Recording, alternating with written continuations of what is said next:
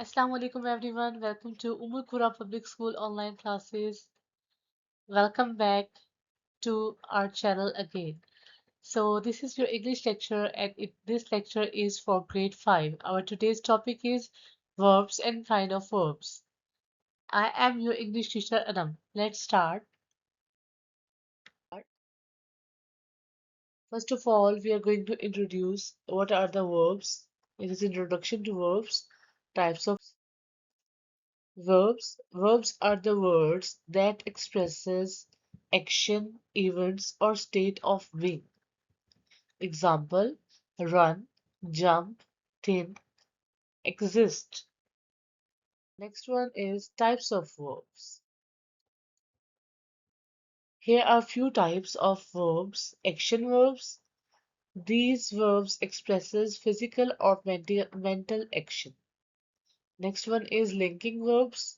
They connect the subject of a sentence to a subject complement. Helping verbs. These verbs assist the main verb in expressing tense, mood, or voice. But basically, our topic is transitive verbs and intransitive verbs. This is the topic given in our book of English Skills, Book 5. First of all, we will learn transitive verb. Transitive verbs, as you can see from the name, transit. Transit means to transfer. The action is transferred. The action is transferred. What is the core definition? Action moves to a direct object. We need an object if it is a transitive verb. To complete the sentence, we need an object, a direct object. How we can recognize it? We have to ask what or whom after the verb. Key rule: sentence feels incomplete without the object I already told you. Example, she reads a book, the player caught the ball. She reads the book, the player caught the ball. Now, the next transitive verb.